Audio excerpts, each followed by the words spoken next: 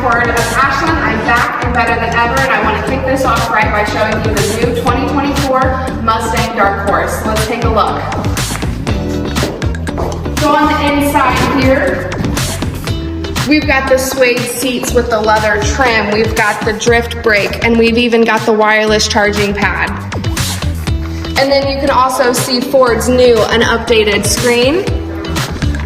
Coming around to the back here, we've got the nice wing with the Dark Horse IP badge. And let's take a look at the passenger side. Plenty of room for passengers and even some room in the back seat.